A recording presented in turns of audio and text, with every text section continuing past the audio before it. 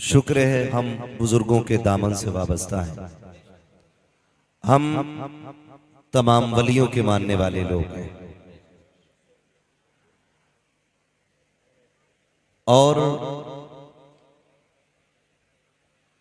हम ये जानते हैं कि जो बंदा वलियों के दामन से वाबस्ता हो जाता है वो रब के बहुत करीब हो जाता है। अहले सुन्नत का ये शिआर है कि हम वलियों से प्यार करते हैं और वलियों से मोहब्बत करते हैं। इस दौर में हमारे दरमियान ये रिवायत रही कि हमने पूरी जिंदगी सिर्फ करामतों पे जोर दिया। जिसने फूंक मार के आग लगा दी हमने उसे वली समझ लिया। जिसने हथेली पे सरसों जमा दी हमने उसे वली मान लिया। याद रखिएगा, करामत ये इस्तिकामत के इस्तिकामत के बाद मिलने वाला अज्र होता है। जो बंदा शरीयत पे अमल करता है पाबंदी से, उसका जो अज्र अल्लाह अता करता है उसी अज्र को, इनाम को करामत कहा जाता है। हमारी पूरी कौम को और हमें भी बगदाद वाले की करामतें याद रही, लेकिन कभी इस्तिकामत पे गौर करने की कोशिश नहीं की। जिसका नुकसान ये हुआ कि हमारे घरों में 11वीं की नियाज तो है, तबर्रुकात तो हैं 11वीं के नाम पे, लेकिन अपनों को देने के लिए उनका हक नहीं है। हमारे पास बगदाद वाले की महफिल सजाने का तो वक्त है, लेकिन अपनों के पास दर्द बांटने का 5 मिनट का वक्त नहीं है।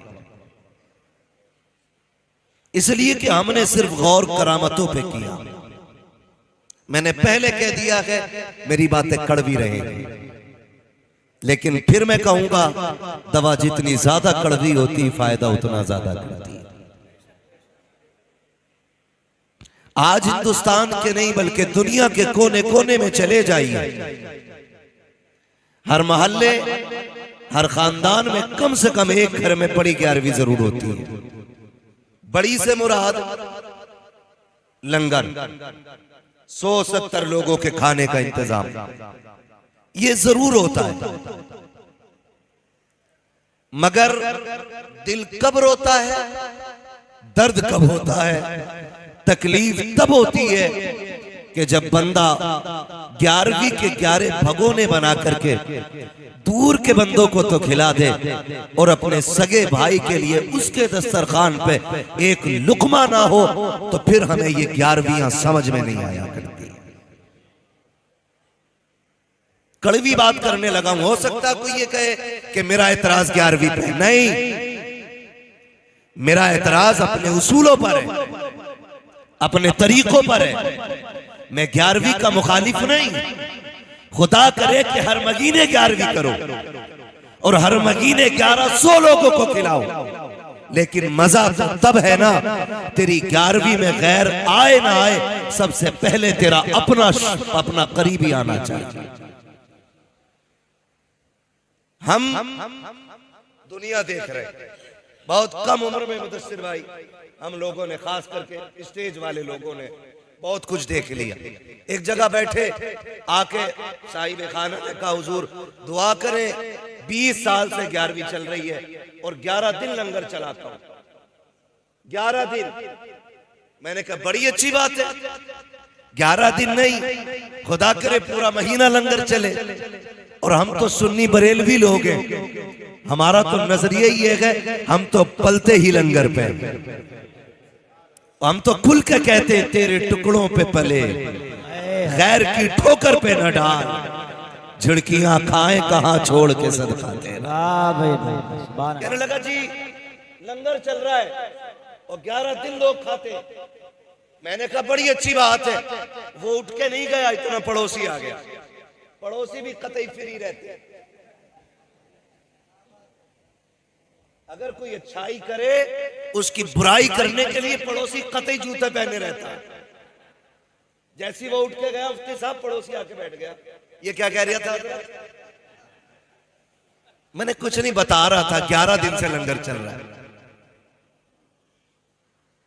मैं आपसे इतनी गुजारिश करूंगा, खुदारा दूसरे को देखने से पहले सिर्फ अपने आप को देखें।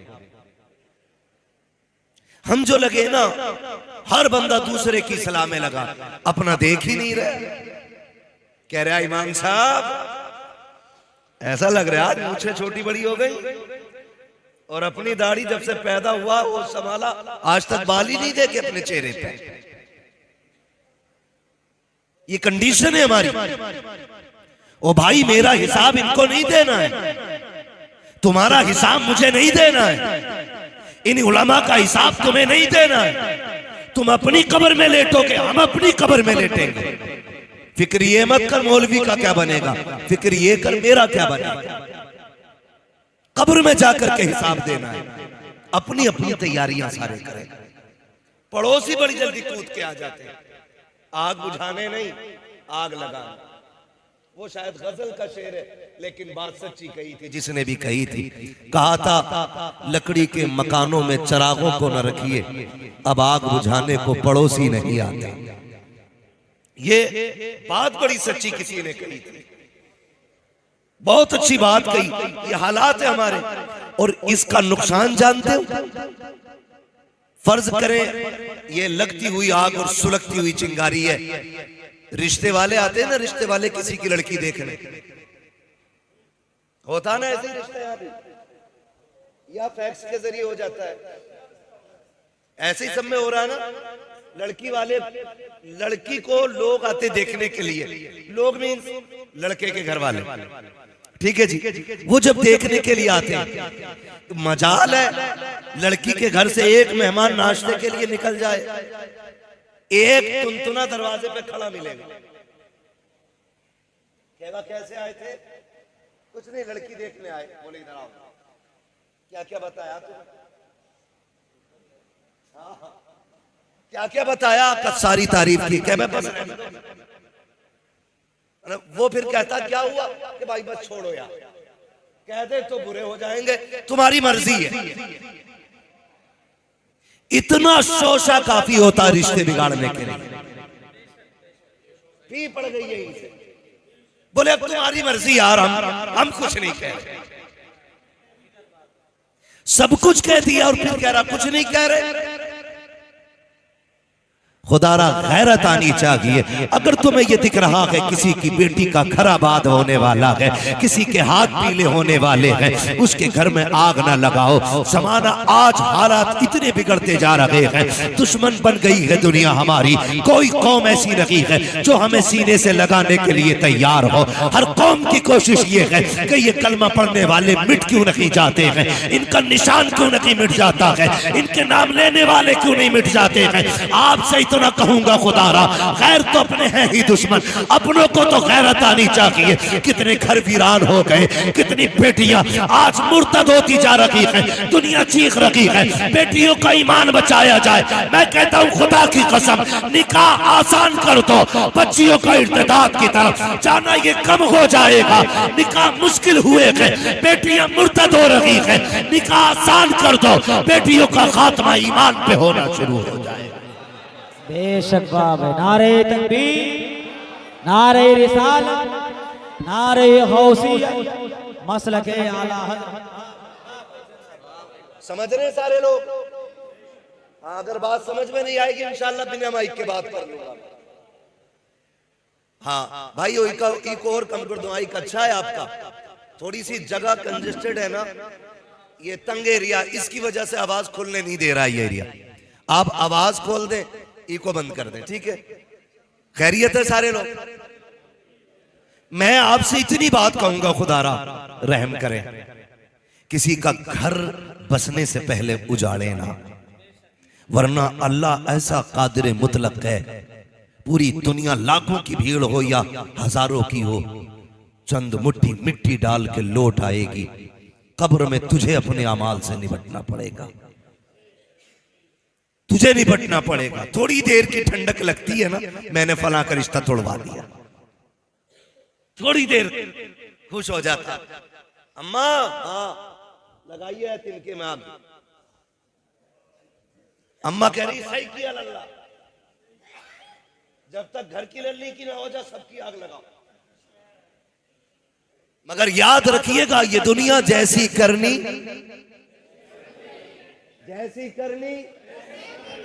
जैसी करोगे वैसी भरोगे। आप दूसरे की बेटी की जिंदगी में आग लगाओ, सुख से तेरी बेटी भी नहीं रहनी, सुख से तेरी बेटी भी नहीं रहनी। भाई बस रहने दे, जो बच्चा जहां बैठा बैठने दे, थोड़ी देर ही तो बात करनी है। खैरियत है, डिस्टर्ब ना करें। अगर मामला टूट जाता है ना तो फिर बात करने में मजा नहीं आता। जरा कह दे या रसूल अल्लाह, जैसी करनी वैसी भरनी है। तो किसी को दुख दे के आप सुख ना उठाएं, किसी को सुख दे के दुख उठा ले, अल्लाह बदले में सारे सुख कब्र में अता फरमा देगा। हम हजरत यही होता ना, आगे कहते हैं मुफ्ती साहब, मेरा अब्बा जब से मरा ना 3 बार जन्नत में देख लिया, इससे नीचे तो मरने के बाद देख ही नहीं रहा। कि कोई नेकी याद है अब्बा की? कहा का क्या कि कुत्तों को पानी पिलाते थे। अच्छी बात है जानवरों को खिलाना पिलाना, लेकिन वो अमल क्यों भूल गए जो सगे भाई के मुंह से हाथ डाल करके निवाला छीन लिया था। मरने के बाद तो सारे ही कहते हैं कि मेरे अब्बा को कोई जन्नती कह जाए।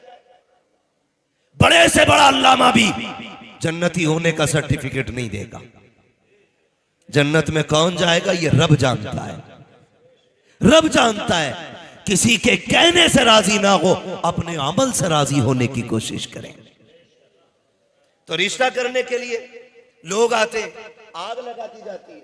अभी कुछ दिन पहले की बात है, गलत नहीं है ये, डरो अल्लाह से। आज इनके आगे बेटी है, कल मेरे आगे भी आनी है, परसों आपके आगे भी आनी है। क्यों ना सबकी बेटी को अपनी बेटी की तरह देखो? क्यों नहीं देखते हो? बात बात में आग लगा देते। कितने घर उजड़ गए, कितने बापों ने आत्महत्या कर ली। किसी ने सोचा? अमीर एसी में सो रहा है, मतलब ही नहीं है। गरीब मर गया ट्रेन के आगे कूद के, कह रहा हमारा क्या, हिसाब वो देगा। नहीं बेटे, हिसाब तुझे भी देना पड़ेगा। वो मरा है, गलत की आत्महत्या की, उसने खुदकुशी की, गलत है, लेकिन हिसाब तुझे भी देना है। आप कहेंगे मुझे कैसे? मैंने कहा बता वो क्यों मरा, फिर तहकीक कीजिएगा। अल्लाह ने 4 बेटियां दी थी, चारों बच्चियां जवान हो गई, पूरी जिंदगी रक्षा चलाते गुजर गई, ठेला धकेलते गुजर गई, बेटियों के हाथ पीले न कर सका। जब बेटियों ने जवानी की दहलीज पे कदम रखा, उस बाप की भी तमन्ना थी मेरी बेटी सुर्ख जोड़ा पहन के घर से निकले, लेकिन जब दामाद तलाश करने निकला तो दामाद नहीं दौलत के कुत्ते नजर आए। जब दामाद ढूंढने निकला तो भिखारी नजर आए। किसी ने 5 लाख की डिमांड की, किसी ने 10 लाख मांगे थे, किसी ने गाड़ी मांगी थी, किसी ने मकान मांगा था। कमजोर बाप था, कहां से कुत्ते खरीद के लाता, खाली हाथ वापस लौट आया। 4 बेटियों का चेहरा देखता रहा। जमाने ने, मुआशरे ने इतने ताने बाप को दिए। कोई कहता था 4 हाथी पाल लिए गए, हाथ पीले न कर सका, खाने पे लगा हुआ है, बेटी को रुखसत करने तैयार नहीं है। मैं कहता हूं खुदारा जरा होश के नाखून तो लो। ये जो बाप गुर्बत से मर रहा है, ये जो बच्चियों के बाल सफेद हो रहे हैं, ये उम्र की वजह से नहीं, लोगों के तानों की वजह से हो रहे हैं। अगर ये चाहते हो तुम्हारी वजह से किसी को सुख मिल जाए, अल्लाह ने दौलत दी है तो डिमांड न कर, मांग न कर। तू अमीर है, गरीब के घर जा, उसकी बेटी को अपने घर की दुल्हन बना। खुदा की कसम काबे वाला भी राजी हो जाएगा, मदीने वाला भी राजी। वाह भाई वाह, नारे तकबीर, नारे रिसालत, नारे गौसियत, मसलके आला हजरत। सुभान अल्लाह। है फुर्सत ही नहीं है। 11वीं खाते खाते दांत टूट गए, लेकिन 11वीं वाले को समझ ही नहीं पाए, समझ ही नहीं पाए। जिंदगी देखे अपनी, हालात देखे हम अपने। खुदारा तो अगर कभी ऐसा हो ना, तो किसी का घर बर्बाद ना करना, अल्लाह तौफीक दे तो घर आबाद करना। अगर आपकी या मेरी वजह से किसी का घर आबाद हो गया ना, तो भले तेरी कब्र पे कोई आए या ना आए, अल्लाह अपनी रहमत से तेरी कब्र को खुद ही जन्नत बना डालेगा। वरना अगर मिट्टी में आने की बात की जाए मुफ्ती साहब, तो मिट्टी में भी लोग पर्दे उतारने आ रहे हैं। ये आया था हमारे अब्बा के दफन में, हम इसके अब्बा के दफन में जाएंगे, किसी को कोई सवाब नहीं। हाँ, खाली पर्दे उतारने जा रहा है। नोता अस्तगफिरुल्लाह। मुफ्ती साहब बता रहे मिट्टी का भी अब नोता चला रखा है। कसर नहीं है, बदलो अपने आप को। यह मसला के आला हजरत नहीं है। बदनाम करने के लिए मसलक को हम, और अमल करने के लिए कोई और। सोचे जरा, हमारी कौम ने पूरी जिंदगी नारों पे गुजार दी है। देखो देखो कौन आया शेर, आया शेर। अबे आदमी आया भाई, मसला धीमा रख। आसमान से उतर के नहीं आया हम लोग भी, हम जमीन पे चलने वाले लोग हैं। इन नारों ने भी दिमाग खराब कर दी हमारे। कुर्सी छोटी हो मूंड खराब हो जाता, ताज वाली क्यों ना लगाई? नारे ना लगे तो मेरे नाम का नारा क्यों नहीं लगा? मैं तो फातेह कश्मीर हूं। निकले इन झगड़ों से, कुछ नहीं। गुलामों के नारे नहीं, आकाओं के नारे लगने चाहिए। बेशक आला हजरत ने क्या कहा था? जान दे दो वादे दीदार पर, नकद अपना दाम हो ही जाएगा। बेनिशानों के निशा मिटते नहीं, मिटते मिटते नाम हो ही जाएगा। ऐ रजा हर काम का एक वक्त है, दिल को भी आराम हो ही जाएगा। तो ये हम अना से निकलें, मैं से निकलें, वो पढ़े मिटा दे अपनी हस्ती को। अगर कुछ मर्तबा चाहे कि दाना खाक में मिलकर गुले गुलजार होता है। बुरा ना मानिएगा, ये जो ड्यूटियां लगी है ना, मेरी ड्यूटी कुर्सी पे बैठ के बात करने की, खुदा की कसम बड़ा डर लगता है। वो डर की भी बात है, जितनी बड़ी जिम्मेदारी है उतना सख्त हिसाब भी है। अगर बंदा इमाम है ना, तो हिसाब भी इमामत के हिसाब से होगा। बंदा खजांची है तो फिर हिसाब खजांची के हिसाब से होगा। मस्जिद का मुतवल्ली है तो फिर उसी हिसाब से पूछा जाएगा। इसलिए जो ड्यूटी हो ना, तो चढ़ के ना करना, झुक के करना, झुक के करना। इसलिए कि जो झुकना जानता है वही उठना जानता है। कोशिश ये करेंगे, इंशाअल्लाह करेंगे, है ना। तो वो मिट्टी वाला नोता, और फिर 40वें में कार्ड छप रहे। मुफ्ती साहब 1-2 बार हमारे पास भी आया, अब्बा का 40वां है, ये आइएगा। मैंने 40वां नहीं, अब्बा का अकीका करवा रहा है जैसे।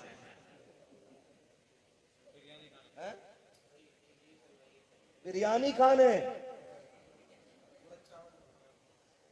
जहां का जो स्पेशल खाना है, लोग वही खाने के लिए चल देते।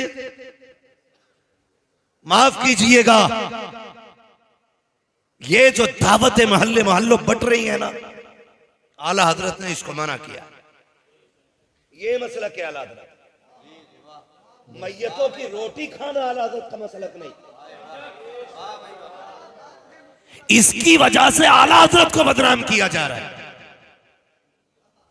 गलती गवार करते हैं, जिम्मेदार आला हजरत ठहराए जाते हैं। और मैं कहता हूं जो इन उसूलों पे नहीं, मसलक का उससे कोई लेना देना नहीं। सीधी सी बात है, गलत नहीं कह रहा हूं। हर जगह की मुफ्ती साहब कहानी है, लाश अभी हॉस्पिटल से नहीं आती है, बिरयानी वाले पहले आ जाते हैं। ये कड़वी सच्चाई है। मुश्किल में दौलतें सवार न कर, मुश्किल में बोझ हल्का कर। यही जश्न गौसिया है। ये भी बता दूं मैं आपको, सरकार गौसे पाक रज़ी अल्लाह ताला, आप देखें जिंदगी, गवैया था, गवैया गाने गाता था। कहो भले की लगे बुरे की अकल बताना सही नहीं है। सरकार गौसे पाक ने फरमाया ये जो पैसे मिलते हैं ना तुझे गाने गा के ये आराम है, गाना ना गाया कर। वो चढ़ा बड़ा बंदा था, थोड़ा सा पैसा कमा लिया था अच्छा खासा, तो उसको बेइज्जती लगी। उसने कहा जनाब तुम्हें तो हसद है मेरी कमाई से। किससे कह रहा? गौसे पाक से। हमारी कोई औकात नहीं और हमसे कोई ऊंचे लहजे में बात कर ले गिरबान पकड़ लेते। बर्दाश्त देखे बगदाद वाले की, क्या कह रहा है कि तुम्हें हसद है मेरी कमाई से। मुस्कुरा के गुजर गए। पावर कितनी है जानते हो? अलहमा कहर है गौस वो तीखा तेरा, मर के भी चैन से सोता नहीं मारा तेरा। इतनी पावर का मालिक है, लेकिन हंस के गुजर गया। समझाते रहे लेकिन उसने मान के ही नहीं। लेकिन याद रखें, कभी के दिन बड़े और कभी की रातें बड़ी। न सुख हमेशा रहने हैं न दुख हमेशा रहने हैं। बड़े बड़े खतीब आए आकर के चले गए। हमारी हुकूमत का सिक्का नहीं चलना है। हुए नाम वर बेनिशां कैसे कैसे, जमी खा गई आसमां कैसे कैसे। बड़े बड़े आए और मिट्टी के अंदर चले गए। कोई नहीं रहना है, कोई नहीं रहना है। उसने कहा जी आप अपना काम करो। बगदाद वाला समझाता रहा, वो माना नहीं। फिर औलाद भी बड़ी मतलबी है। जब तक अब्बा कमा के देता तो फिर अब्बा की जूतियों में भी सोना नजर आता है, और जिस दिन अब्बा की कमाई बंद हो जाती है फिर उसकी खांसी से नफरत होती है। ये जो जितनी बातें हैं ना, ये अलग अलग एक एक घंटे की बातें हैं, लेकिन मैं वहीं जाऊंगा जहां मुझे जाना है। बात समेटने लगा हूं। थके तो नहीं अभी आप लोग? बात समझ में भी आ रही है? टेंशन ना लेना, मैं फ्री जन्नत बांटने नहीं आया, और मैं बांट भी नहीं सकता क्योंकि मेरे बाप की नहीं है, जन्नत रसूल पाक की है। आला हजरत ने कहा तुझसे और जन्नत से क्या मतलब, वहां भी दूर हो, हम रसूलुल्लाह के जन्नत। जन्नत अरे आप भी पढ़ लिया करो अल्लाह के बंदो। जन्नत रसूलुल्लाह की। सरकार गौसे पाक समझाते रहे, माना नहीं। कुछ दिन तक चला जोर, फिर बुढ़ापा आया, आवाज ने सांस छोड़ा, सांसें वक्त बे वक्त टूटने लगी, लहजों का मजा खत्म हो गया। लोगों ने सुनना बंद कर दिया। जब सुनना बंद तो इनकम बंद, जब इनकम बंद तो घर के अंदर इज्जत बंद। जो बेटे कल तक ताज समझते थे बाप को, उन्होंने ठुकरा दिया। अब बगदाद वाले का मुखालिफ था, इसलिए बगदाद वालों को खुद ही नफरत थी कि जब ये हमारे गौसे पाक को नहीं मानता तो हम इसे क्यों माने। इसलिए सारा शहर नफरत करता था। बहुत गौर से सुनिएगा, सारा शहर नफरत करता था। यहां तक कि इतने बुरे दिन आ गए, कपड़ों पे मक्खियां बैठने लगी, कोई मुंह लगाने तैयार नहीं। उसने सोचा अगर मर गया इस कंडीशन में कोई कंधा भी नहीं देगा, कहीं सड़ ना जाऊं, चलो कब्रिस्तान जाके बैठ लेते। अगर कोई कंधा ना भी देगा रह तो कब्रिस्तान में ही जाएंगे। ये सोच के वो कब्रिस्तान जाके बैठ गया। ठीक है जी, कब्रिस्तान जाके बैठ गया। बदन पे मक्खियां, कपड़े मैले, दीवाने बीमारों की तरह एक जगह कोने में बैठा हुआ है। इत्तेफाक से उस रास्ते से गुजर सरकारे गौसे पाक का हो जाता है। जब उस गली से गौसे पाक गुजरे हैं, आपने चेहरा मोड़ के जब देखा, उसके कमर पे नजर पड़ी, समझ जाते हैं ये तो वही गवैया लग रहा है जिसने पूरी जिंदगी मेरी मुखालफत की है, लेकिन आज इसका बैठना बता रहा है कि हालात बिगड़ गए। गए हैं, अपनों ने साथ छोड़ दिया है। ये सोच करके आप अपनी दरसगाह में आए, आकर के दरसगाह में बैठे। कोसे पाक को याद रखिएगा, छल्ला पहनने वाला पीर नहीं है, चुटिया रखने वाला पीर नहीं है, अनपढ़ पीर नहीं है। वो है जो दरसगाह में बैठता है तो अपने वक्त का मुहद्दिस नजर आता है, कुरान खोल लेता है तो मुफस्सिर नजर आता है, अपने वक्त का सबसे बड़ा फकीह दिखाई देता है, जिसको दुनिया अब्दुल कादिर जिलानी कहती है। बड़ा पीर ही नहीं, बड़ा आलिम भी है। दरसगाह में बैठे शागिर्द को बुलाया, उठा करके सोने के सिक्कों की थैली दी, कहा जाओ कब्रिस्तान चले जाओ। एक दीवाना बैठा है, जाके उसकी गोद में थैली रख देना। जब वो लेकर के चला है, आप फरमाते ठहर तो सही, अगर वो तुझसे ये पूछे किसने दी है तो नाम मत बता देना, इसलिए कि वो मुझे मानता नहीं है। हो सकता है मेरा नाम सुन करके मेरा दिया हुआ तोहफा लौटा दे। अल्लाह अकबर, पूछना चाहता हूँ, उस वक्त का पैसा सोने का होता था, आज का पैसा कागज का होता है। ये देते हुए वीडियो बनती है, वो देते हुए नाम छुपाया जा रहा है। का नाम न बता देना, कहीं शर्मिंदा ना हो जाए। चाह अगर पूछे किसने दिया है तो नाम न बताना। शागिर्द आया, गोद में सोने के सिक्कों की थैली रखी, रखने के बाद जाने लगा। फकीर ने हाथ थाम लिया, कहा यार बता तो सही। पूरे शहर ने चेहरा फेर लिया है, कौन है जिसने मुझे सीने से लगाने की कोशिश की है, कौन है जिसको मेरे हाल पे तरस आया है। उसने कहा जनाब मुझे देने का हुक्म था, बताने की इजाजत नहीं थी। ये कह के जब चला, उसने भी थैली उठाई है, कमर के पीछे लगाई है, पीछे पीछे चला, कहीं तो जाएगा ये। वो आने वाला आया, गौसे पाक के मदरसे के दरवाजे पे ठहर गया। जब वो ठहरे देखा, वो भी जाके अंदर दरवाजे पे खड़ा हो जाता है। बगदाद वाले ने उसको देखा, उसकी आंख में आंसू थे। आप दरसगाह छोड़ देते हैं, उठ के उसके पास जा रहे हैं जिसने पूरी जिंदगी मुखालफत की थी, पूरी जिंदगी गालियां दी थी। कंधे पे हाथ रखा, यार क्या बात है, क्या इससे गुजारा नहीं हो पाएगा? चीख निकल गई। उसने कहा बात गुजारे की नहीं है, ख्याल आ रहा है, मैं समझ गया था कि इस पूरे शहर के अंदर कोई और नहीं हो सकता, ये मुस्तफा का शहजादा ही हो सकता है जिसने दुश्मन पे भी करम किया है। कहा ये सोच करके यहाँ तक आ गया हूँ। उसने थैली कदमों में रखी, कहा बगदाद वाले बता तो सही, पूरी जिंदगी तेरी बातों को ठुकराता रहा, पूरी जिंदगी तुझे झुठलाता रहा, आज दुनिया ने ठुकराया है, तब तूने सीने से लगाया है। मैं पूछना चाहता हूँ क्या आज तेरी बात मान लो तो खुदा राजी होगा कि नहीं? बगदाद वाले ने मुस्कुरा के कहा था, नादान परेशान क्यों होता है, गुस्ल करके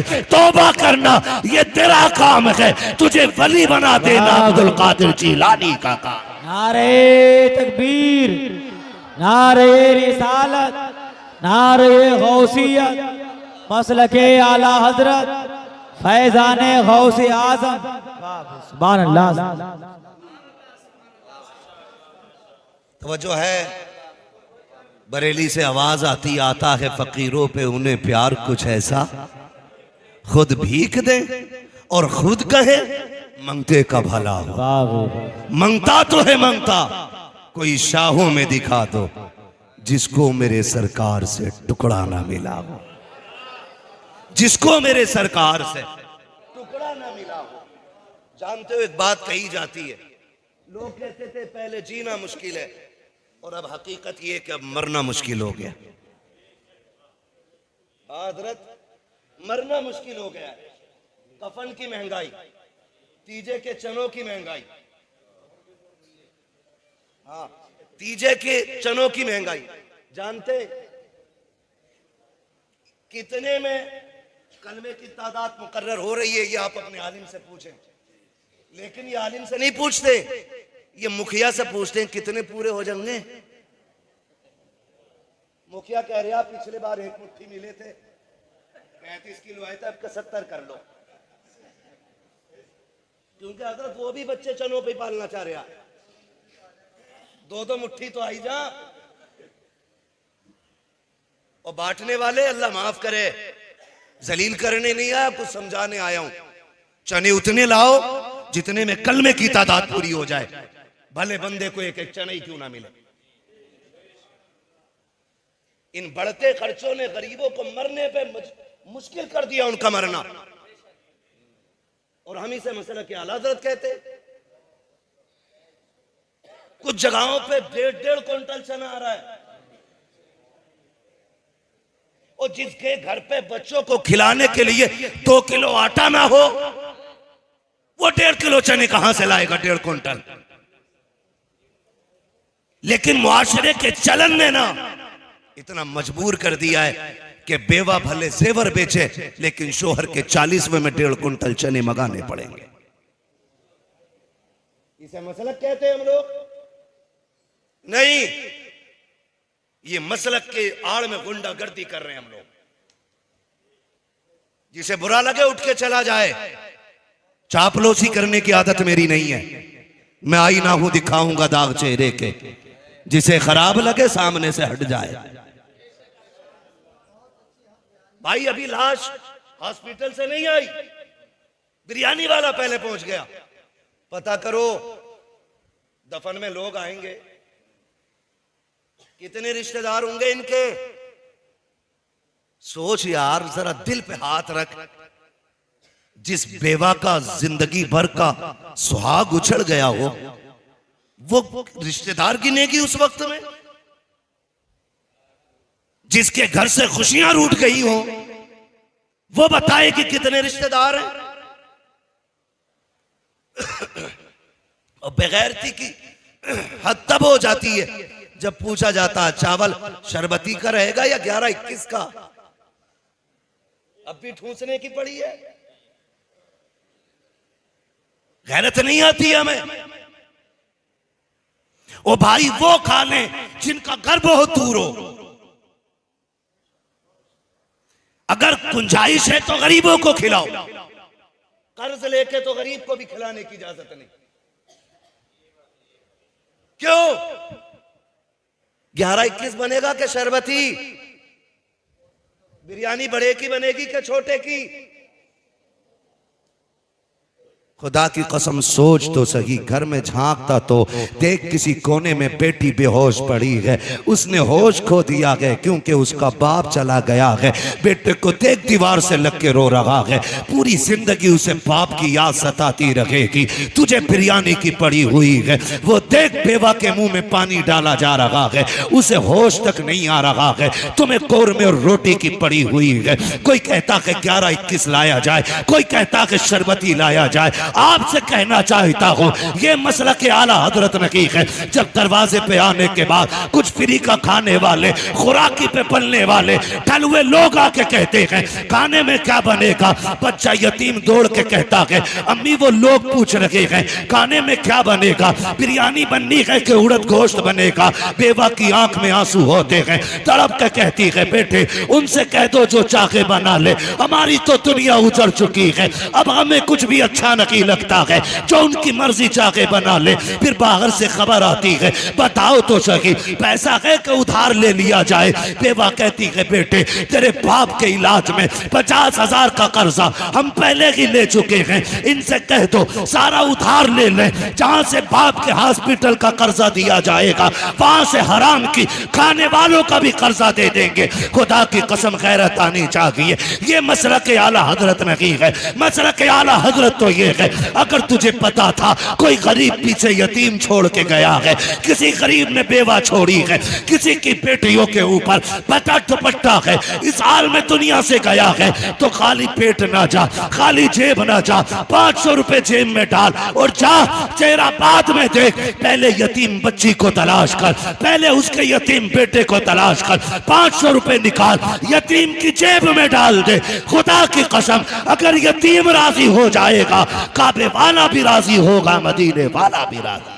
बाबे नारे तकबीर, नारे रिसालत, नारे गौसियत, मसलके आला हजरत फैजाने गौसे आजम। बाबे सुभान अल्लाह।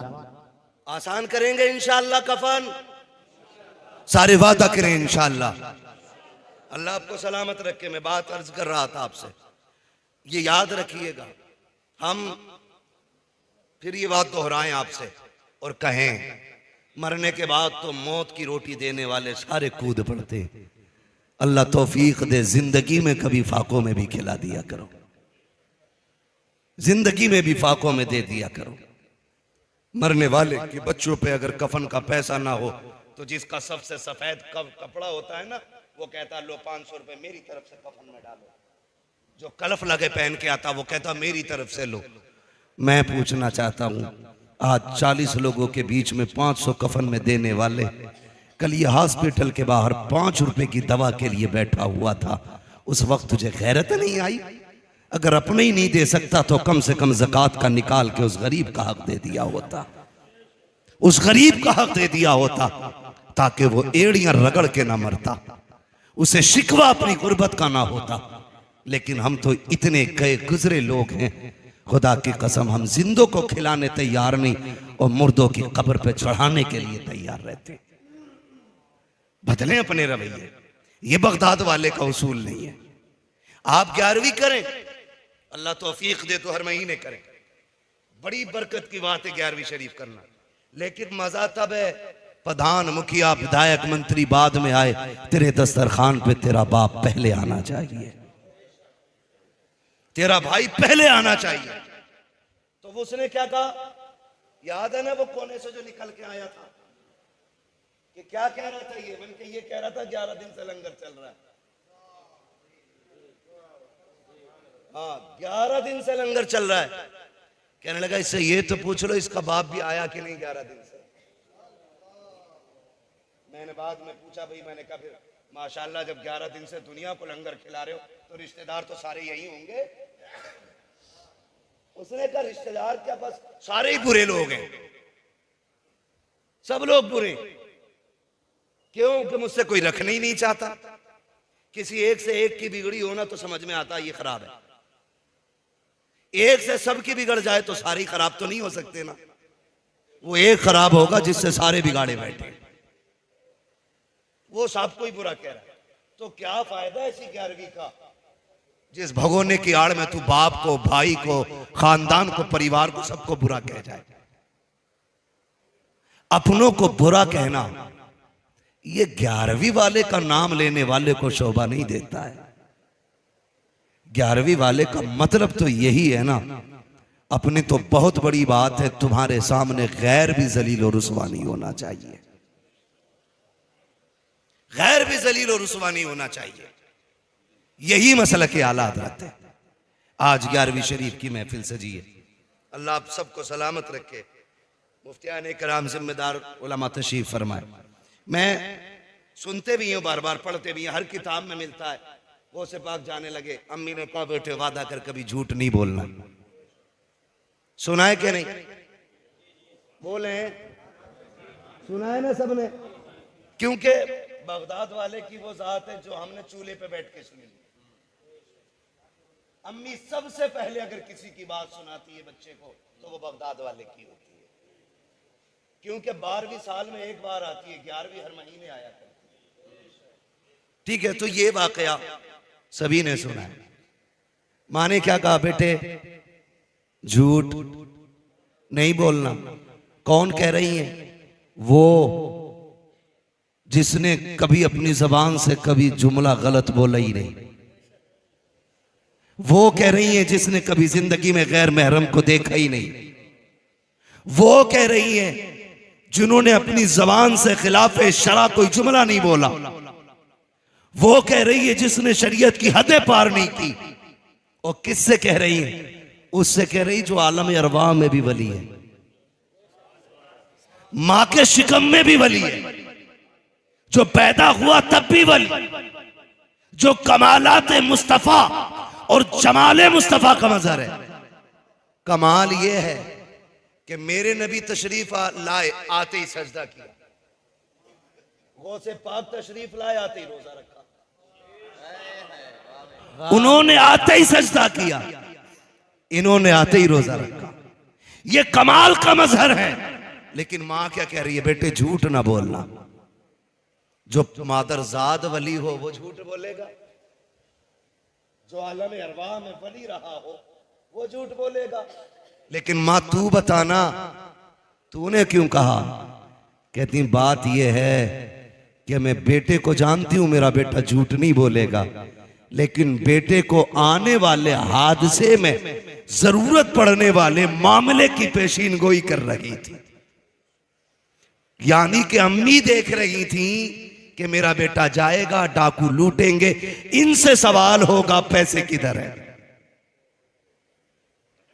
मैं बता देती हूं, जब पूछा जाए तो झूठ ना बोलना, सच बता देना क्या है और कहां है। क्यों? मां है, जानती हैं कि जब ये बताएंगे ना तो खुदा की कसम सिर्फ इनका ही किरदार बुलंद नहीं होगा, अल्लाह इनके सदक़े में उन डाकुओं को भी अपना वली बना डालेगा। मैं रुक के एक बात कहूं, बगदाद वाले की अम्मी कहती है झूठ ना बोलना। हम अपने बच्चे को 10 रुपए दें, 5 की भिंडी, 3 का धनिया, 2 का नींबू लेके आ, वो 10 का सामान ले जाता, 10 रुपए फिर वापस। अम्मी ये रहा सामान और ये रहे तुम्हारे 10 रुपए। अम्मी कहती कैसे? तो कहती अम्मी मैं बस यूं नजर बची निकल आया। अम्मा कहती है मेरा पप्पू कितना होशियार निकला। हाँ, प्यार में बचपन में यही बोला जा, गुड्डू कितना अच्छा है। कहती सुनो तरीफान,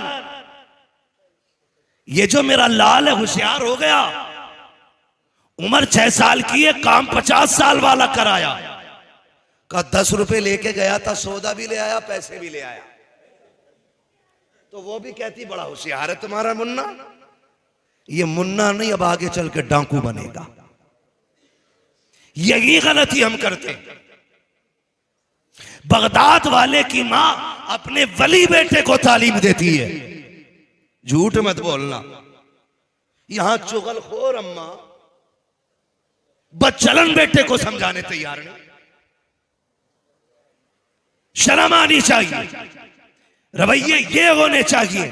हमारा बेटा पहले दिन 1 रुपया किसी का फालतू लाया था, अम्मा कान पकड़ के कहती बेटे हम हुजूर के उम्मती हैं, हमारे नबी ने एक दाना हराम का हम पे हराम किया है, हम फाका रहेंगे लेकिन हराम का किसी का एक दाना नहीं खाएंगे। जब आप बच्चे को बचपन में ये तालीम देते ना, तो खुदा की कसम बेटा आपका होता, कौम के लिए वही सलाहुद्दीन अय्यूबी बन जाता, वही मोहम्मद बिन कासिम बन जाता, वही कौम का सरमाया बन जाता, वो डाकू ना बनता। जब 25 साल की उम्र में पकड़ा जाता है ना जेब काटता हुआ, कहते हैं मौलाना पहली बार गया था और पहली बार फंस गया, दुआ कर दो निकल गया। तो मुझे हजरत उमर याद आते हैं। चोर पकड़ा गया हजरत उमर के दौरे खिलाफत में, फरमाया हाथ काटो इसके। उसने कहा उमर माफ कर दें, पहली बार चोरी की है। फरमाया अब झूठ की सजा कोड़े भी लगाओ।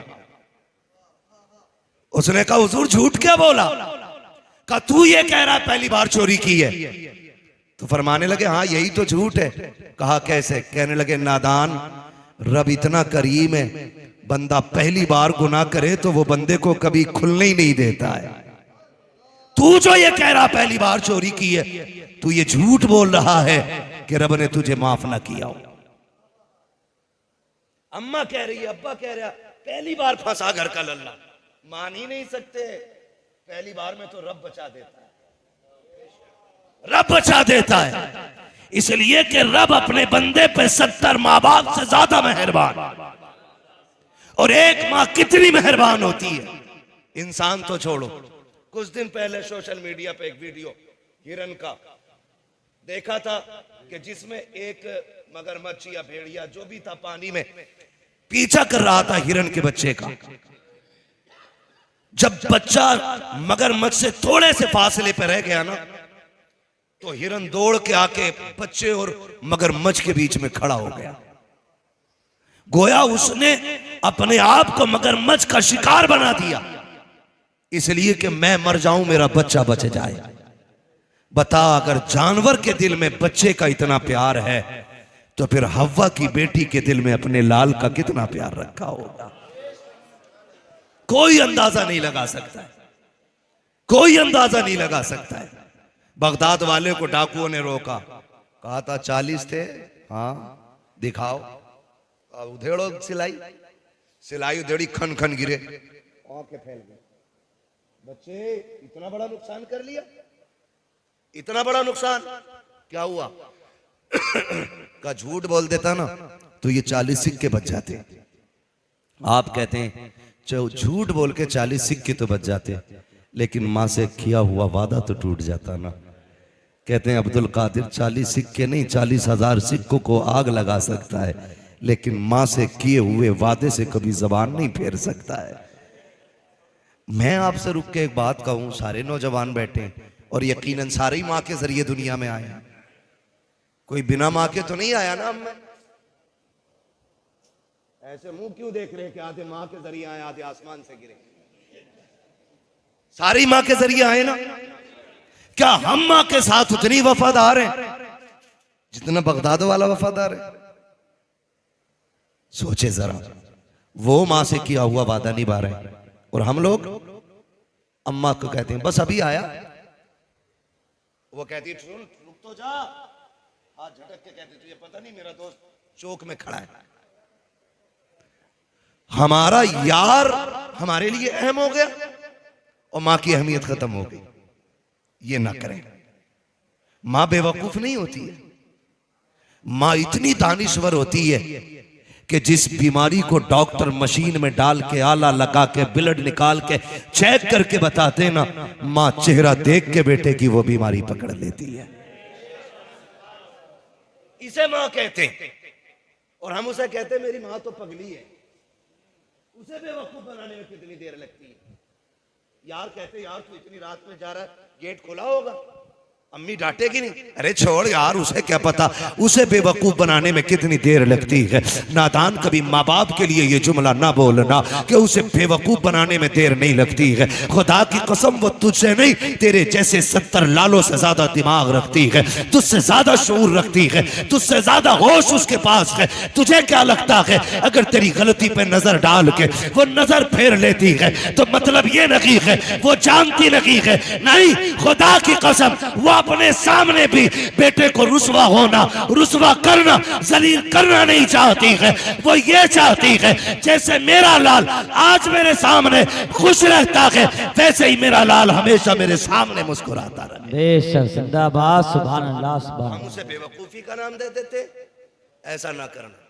याद रखो, एक सीधी सी बात जानते, कोई भी पीर तुम्हें 40 नहीं 80 दिन बुला के माँ बाप की मर्जी के बगैर चिल्ले नहीं चिल्ले कटवा दे तो तुम गधे तो बन सकते हो, वली नहीं बन सकते हो। हाँ, इसलिए कि विलायत में सबसे अहम किरदार मां का होता है।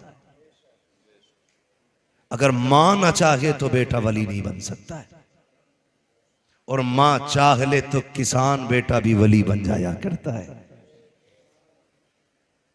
किसान बेटा भी वली बन जाया करता है। सबसे ज्यादा अहम हमारी जिंदगी में हमारे लिए जो दुआओं का क़िबला अल्लाह ने बनाया, जिसे मुस्तजाब दावा ज़ात हमारे लिए बनाया, वो हमारे माँ बाप की ज़ात होती है। माँ बाप की ज़ात होती है। कोशिश ये करें हम अपने माँ बाप से दुआएं लें, हम अपने माँ बाप से दुआएं लें। पीर साहब कह रहे हैं ना 40 जुम्मरात में अगरबत्ती लगानी है, तो बारिश कितनी भी है ना, सैलाब आया तो नेकर पहन के जा रहे अगरबत्ती लगा, अर्ज खुल गए अगरबत्ती लगेगी। क्यों? हजूर ने कहा हजूर भी कूटा जाएगा और ये खजूर भी कूटा जाएगा। बरकत नहीं हो रही, कह रहा 40 दिन झाड़ू लगा दे, यहाँ बरकत हो जाएगी। अल्लाह तू नहीं है भाई, रज़ाक अल्लाह है, रोजी तेरे कंट्रोल में नहीं है। तू 40 नहीं 40 साल लगवा ले, झाड़ू मिलना कुछ नहीं है। सिर्फ ये कह दे 40 नमाजें बाजमात मस्जिद में पढ़, अल्लाह तेरे रिस्क में बरकतें अता फरमा देगा। है ना? अकीदे बड़े कमजोर हमारे, इतने कमजोर। 40 दिन अगरबत्ती लगा लेंगे, 20 दिन 20 जुम्मेराते जाके चिराग जला लेंगे, 20 मिनट माँ बाप को नहीं दे सकते हम लोग, 20 मिनट माँ की खिदमत नहीं कर सकते। जाओ, गारंटी है मेरी, दुनिया घूम के आ जाओ, अगर माँ बाप नाराज हैं कुछ नहीं मिल सकता है। अगर मिला हो तो बता दो, ना मिलने की मिसाल मैं तुम्हें बायजीद बुस्तामी की बताऊं। खुदा की कसम, इतना बड़ा वली है, इतना बड़ा वली, किसी ने कहा हुजूर बताइए आपको विलायत कैसे मिली? आप कहते हैं किसी को विलायत सजदों से मिलती है, किसी को कयाम से मिलती है, किसी को सदकों से मिलती है, किसी को जगहों से मिलती है। मुझको जो विलायत मिली है ये मेरी माँ के दुआओं के सदके में अता की गई। बायजीद बुस्तामी को माँ के सदके में दुआ मिली। खुदारा सबसे बड़ा पीर माँ बाप है। हाँ, अंधभक्तों से गुजारिश है, जाहिल पीरों के चक्कर में आके माँ बाप ना छोड़े, और जो माँ बाप छुड़वा दे वो पीर नहीं, वो पैर है, वो है ही नहीं पीर। सबसे बड़ा पीर मेरा नबी है। हुजूर से बड़ा पीर, जोर से हुजूर से बड़ा पीर, हुजूर से बड़ा पीर। मेरा इमाम कहता सबसे आला वो औला, सबसे बाला वो वाला, सब चमक वाले उजलों में चमका किए, अंधे शीशों में चमका। खल्क से औलिया, औलिया से रसूल, और रसूलों में आला हमारा नबी। बात खत्म करने लगा हूं, वक्त मुकम्मल हो गया, सुई ऊपर चली गई है वक्त से भी। मुझे इन उलमा के वक्त का भी ख्याल है, आपके वक्त का भी ख्याल है, बस बात समेट लूं, सुन ले गौर से। सबसे बड़ा पीर बोल दे जरा, सबसे बड़ा पीर हमारा नबी। अल्लाह इन बच्चों को सलामत रखे। और कसम से जब बच्चों को महफिल में देखते हैं ना, कलेजा ठंडा होता, इसलिए कि ये सिर्फ आपके बेटे नहीं, ये इस्लाम का मुस्तकबिल है और आने वाले दीन का पिलर है ये। आज ये हुजूर की बातें सुन रहे हैं बचपन में, कल जलसों के सदर बनेंगे, कल मस्जिदों के सदर बनेंगे, कल मदरसों के सदर बनेंगे, कल इनकी सरपरस्ती में कहीं कुरान पढ़ाया जाएगा, कहीं हदीस पढ़ाई जाएगी, कहीं मदीने वाले की महफिल सजाई जाएगी। बैठाया करें बच्चों को हुजूर की महफिल में। सबसे बड़ा पीर हमारा नबी है। हुजूर सल्लल्लाहु अलैहि वसल्लम की बारगाह में एक सहाबी हाजिर हुए। आका करीम फरमाते कैसे आए? कहा महबूब सुना है कि जो आप जिससे आप राजी हो जाते हैं उससे खुदा राजी हो जाता है। मेरे नबी ने फरमाया जी।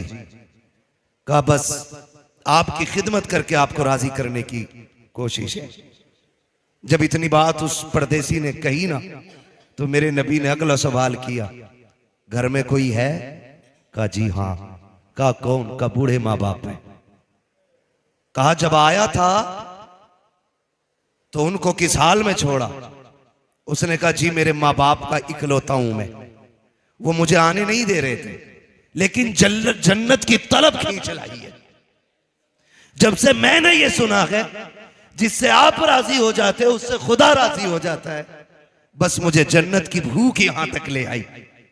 महबूब कहते हैं जब घर से चला तो उनका क्या हाल था? कहा हुजूर मैंने उन्हें रोते हुए छोड़ा। कहा यहां क्या करने का इरादा? कहा तेरे साथ रह के तेरे कदमों पे जान देकर के जन्नती होने का इरादा है।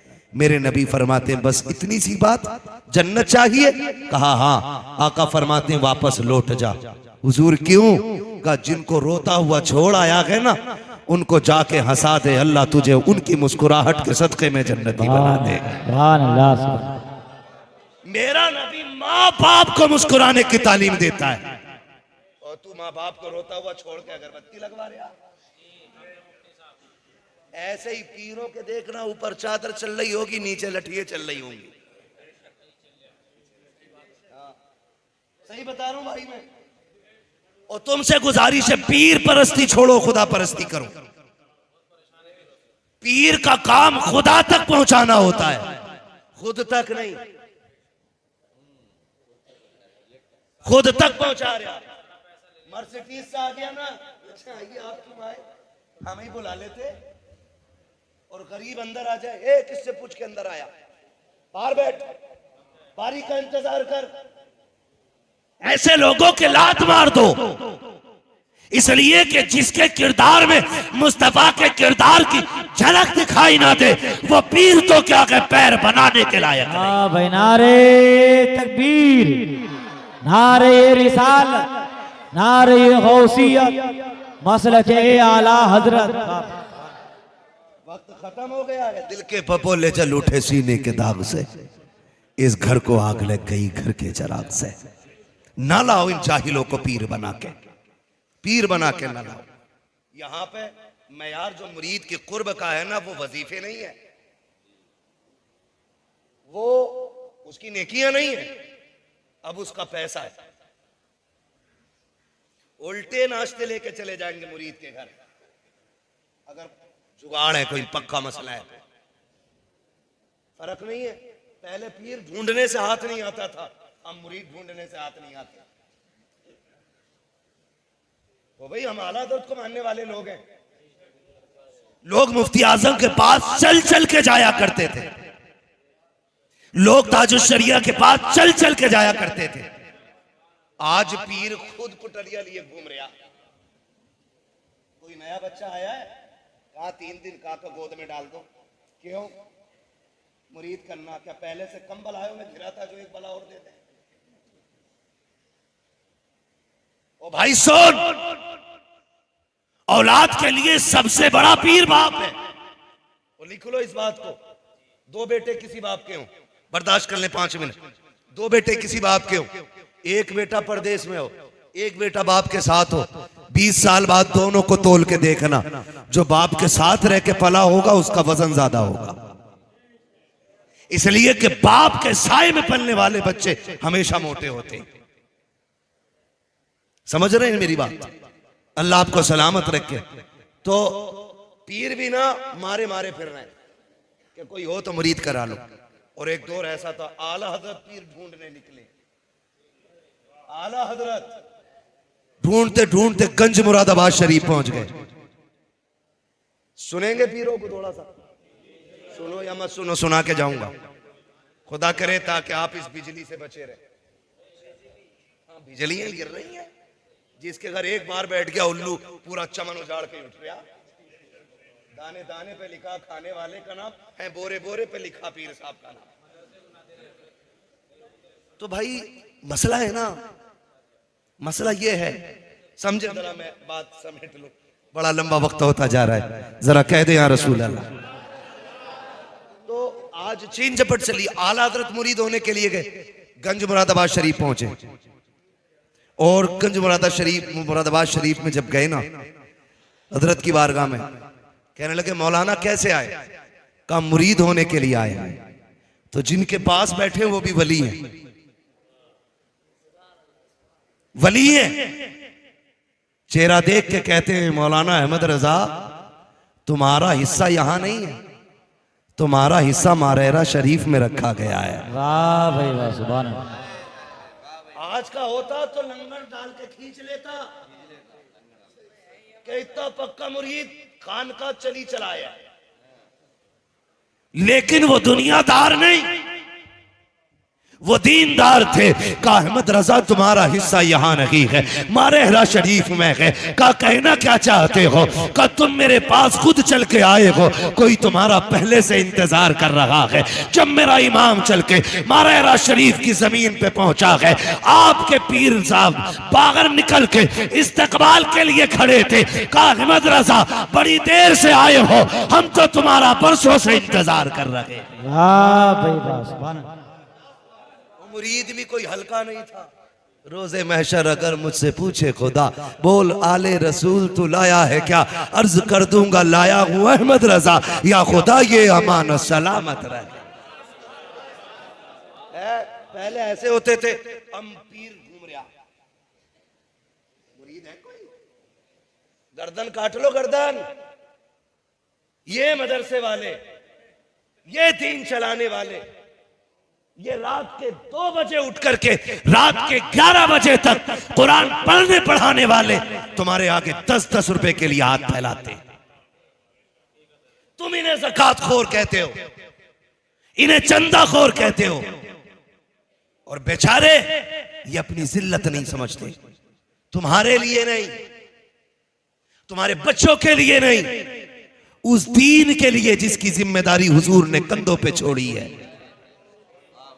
तुम्हारे आगे हाथ भी फैलाते हैं, तुम्हारे ताने भी सुनते हैं, इसलिए कि अजर और बदला तुमसे नहीं, कयामत में हमें खुदा से लेना है। तुम्हारी लाख सुनने के बावजूद भी तुम्हारे दरवाजे पे आना नहीं छोड़ते। हमारी कौम, जिस कौम का सबसे बड़ा एहसान है, अगर ये मदरसों में ताले लगा देना, ताले, नमाज जनाजा पढ़ाने वाला नसीब नहीं होगा कोई। मस्जिद तो बड़ी बात है, इमाम को बाप की बपौती समझने वाले, बाप का नौकर समझने वाले औकात में रखें। ये मिंबर पे जो खड़े हैं ना, ये तेरे बाप का मुसल्ला नहीं, ये रसूल पाक का मुसल्ला है। और ये जो खड़ा है सिर्फ इमाम नहीं, मदीने वाले का वारिस है। और याद रखिएगा, आका अपने वारिस को भूला नहीं करते। अगर अच्छा करोगे हुजूर की दुआएं मिलेंगी, बुरा करोगे इनके साथ मुस्तफा की नाराजियां मिलेंगी। बेशक जिंदाबाद। नारे तकबीर, नारे रिसालत, नारे गौस। बस सुन ले, याद रखें, हजरत पहले से नजराने पीरों के होते थे। आप बहुत अच्छी जगह बैठे हैं, अल्लाह सलामत रखे। हाँ, समझ रहे मेरी बात? पहले से पीरों के नजराने होते थे, अब तो एक कमरा बना लिया है सिर्फ ज़कात हलाल करने के लिए। नजराना भी पीर का, ज़कात भी पीर की, शुक्राना भी पीर का, फितरा भी पीर का। जो बची थी वो खाल का पैसा भी पीर ले गया।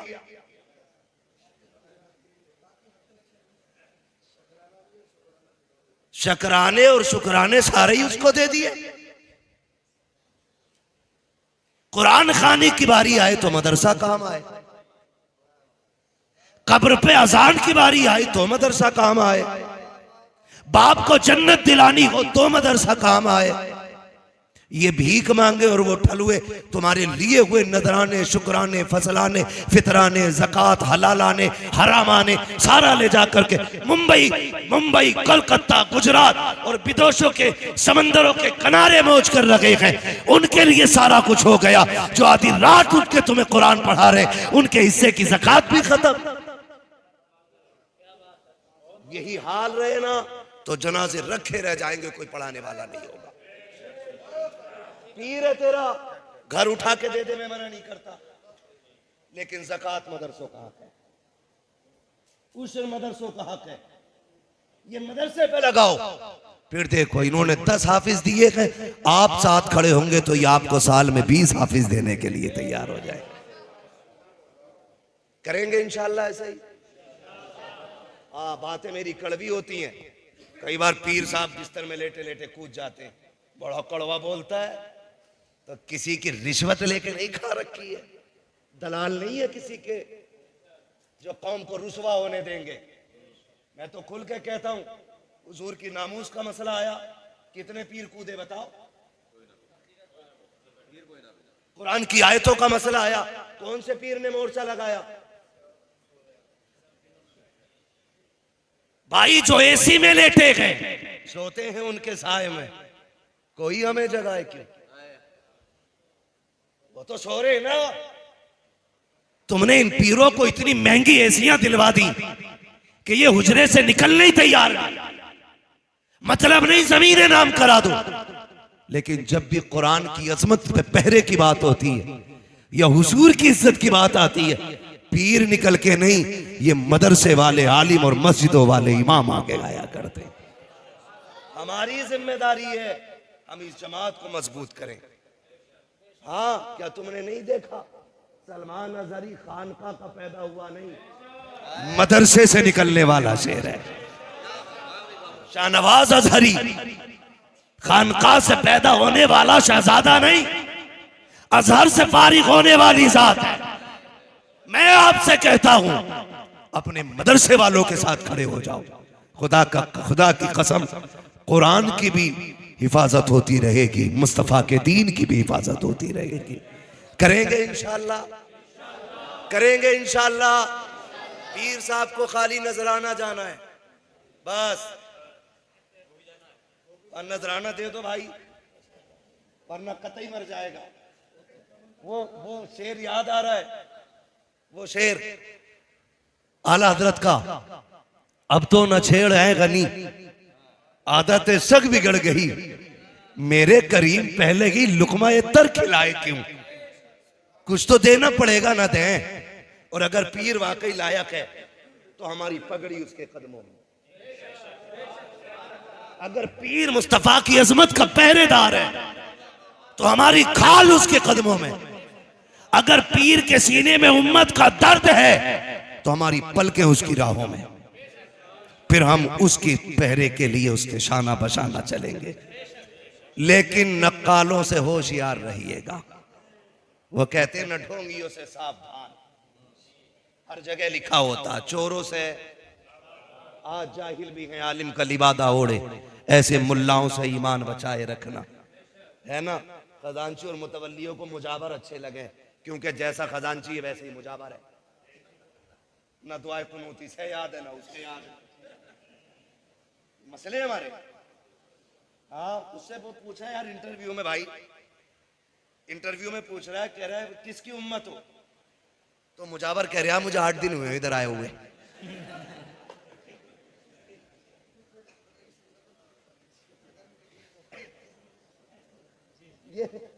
ये कंडीशन है।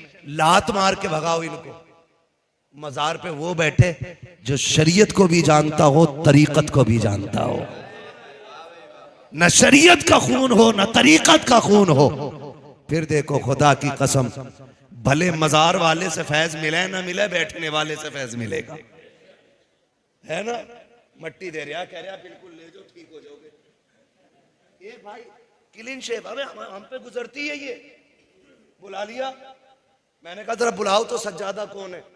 25 साल का लड़का क्लीन शेव आया, कुर्ता पजामे में, हरी पगड़ी बांधा हुए। हरी पगड़ी सारे पाप मिटा देती है। मुझे बताओ ना, आया हरी पगड़ी बांध के कि जी मैं हूं। मैंने हाथ खोल, इंसान का बंदा बन, सीधा होकर बैठ।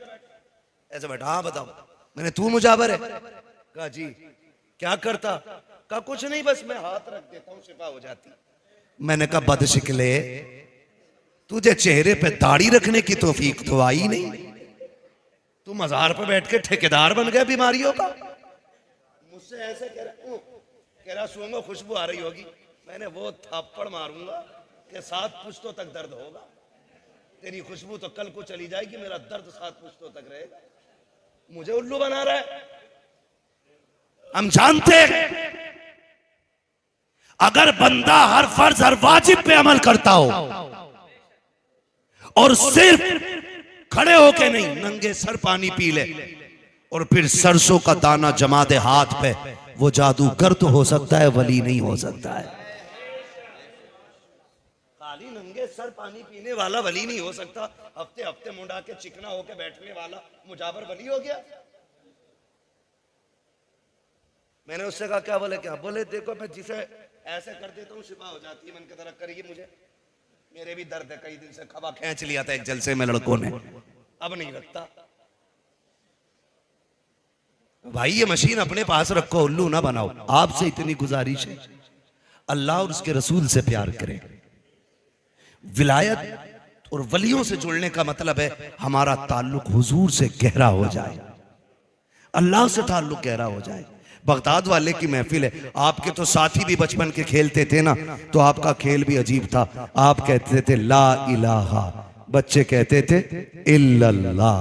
ला इलाहा, ला इलाहा, ला इलाहा।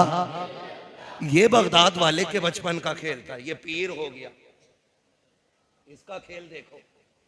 कह रही आंखें बंद करो, पथरी निकालू। हाँ रुक जाओ 1 मिनट बहनों, यो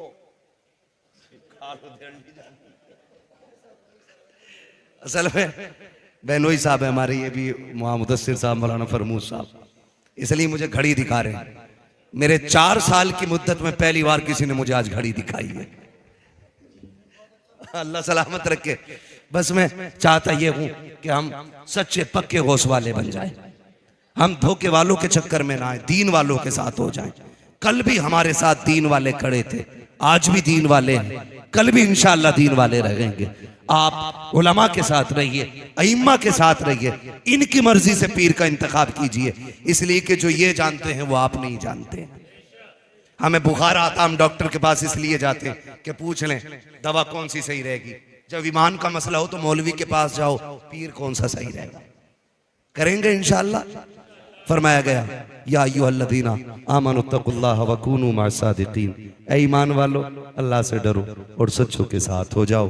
कोशिश ये कीजिए हक का हकदार का हक उसे अदा करें और अल्लाह के गजब से डरते रहें। बुजुर्गों की महफिलें सजाते रह गए, जो हुए अगलात उनको माफ़ फरमाए रब्बे कायनात। ज़िंदगी ने दिया साथ, फिर होगी मुलाकात, चमन रहा फूल खिलेंगे, ज़िंदगी रही फिर मिलेंगे, मुसाफिर हैं हम भी मुसाफिर हो तुम भी, किसी मोड़ पर फिर मुलाकात होगी। सारे लोग कलमा शरीफ पढ़ लीजिए, ला इलाहा इल्लल्लाहु मुहम्मदुर रसूलुल्लाह व मा अलैना इल्लल बलाग।